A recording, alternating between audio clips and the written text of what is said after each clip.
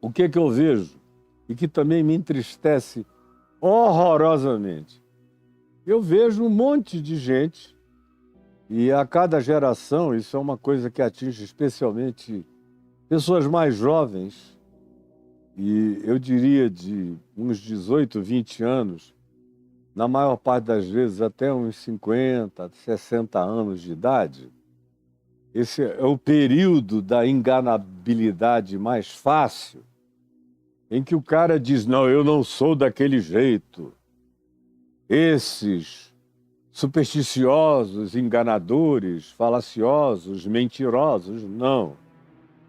Eu sou estudioso, acadêmico, intelectualizado, leio os teólogos, os pensadores mais importantes, considerados os mais profundos, e quase todos esses pensadores considerados os mais profundos, tanto quanto praticamente todos os acadêmicos considerados os mais interessantes e por isso os mais celebrados, tanto quanto os seus alunos ou aqueles que por eles se mostram sempre e totalmente interessados e bebem das suas fontes a largos sorvos e repetem-nos o tempo todo, o tempo todo, o tempo todo, com fartura de linguagem incompreensível para os seres humanos da média humana, porque todo ser humano precisa entender o que eu digo.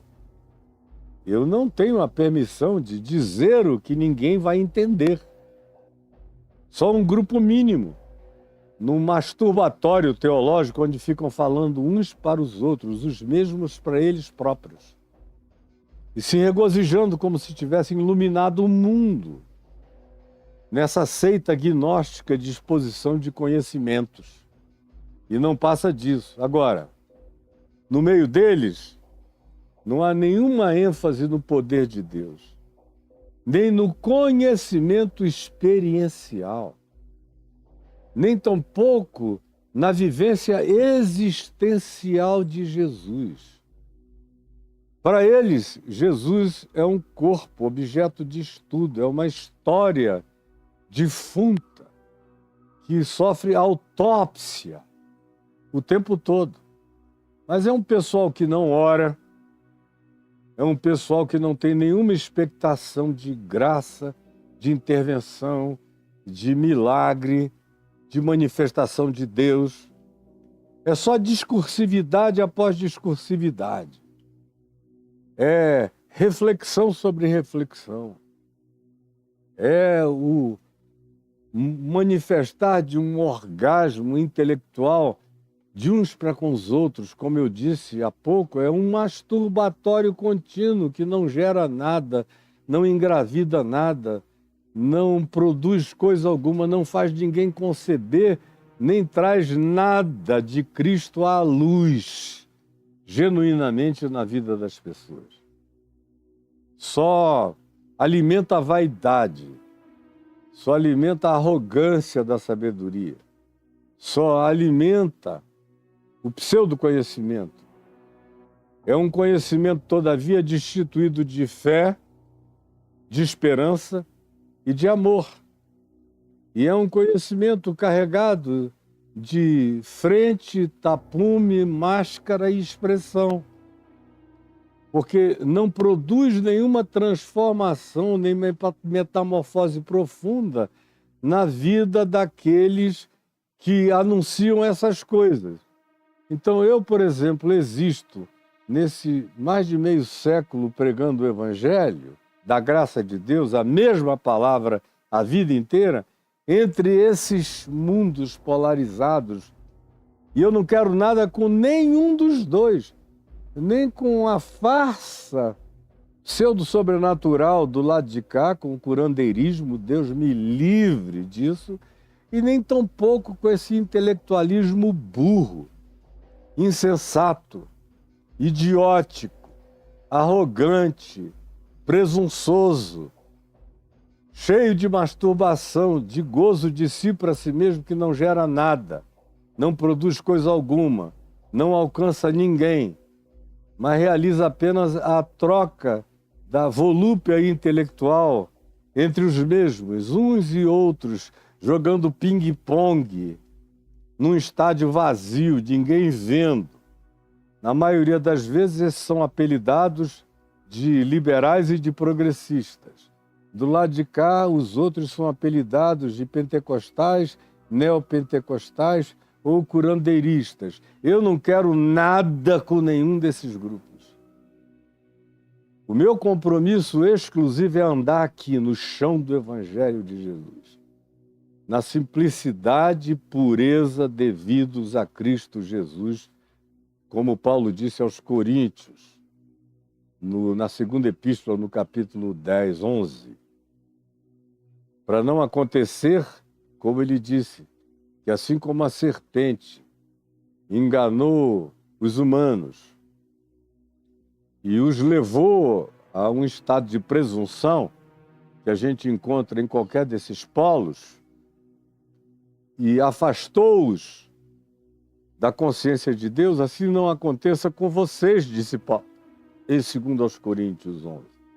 Para que não sejais afastados da pureza e da simplicidade devidos a Cristo Jesus. É na pureza e na simplicidade.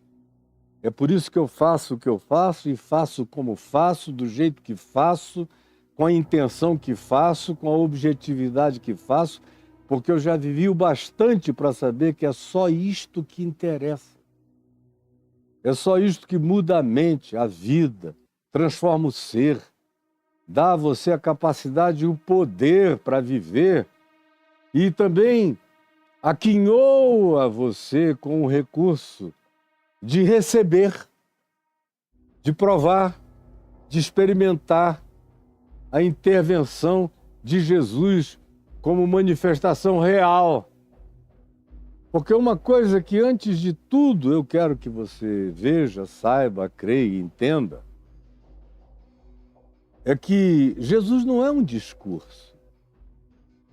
Tampouco é objeto de análises exegéticas, hermenêuticas, intermináveis, que não fazem nascer nada, que não produzem coisa alguma, que não realizam nenhum milagre na vida, que não trazem nenhuma introjeção do divino para a existência e para o coração, que não realizam coisa alguma que se pareça com o que Jesus fez, com o que Jesus manifestou, com o que Jesus ensinou e praticou.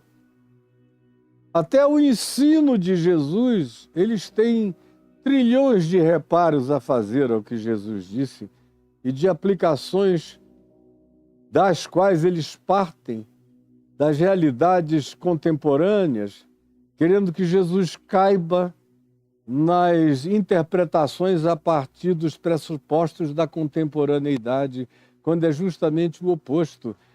A partir da base fundamental, essencial de Jesus, a pedra angular, inafastável, permanente, de aplicabilidade perene, é que eu tenho que trazer a realidade para se chocar com ela e não tentar fazer adaptações de Jesus a qualquer que seja a expressão de pseudociência da modernidade. Mas o pessoal não entende isso nunca ou não quer entender porque dá trabalho. Tem que se converter.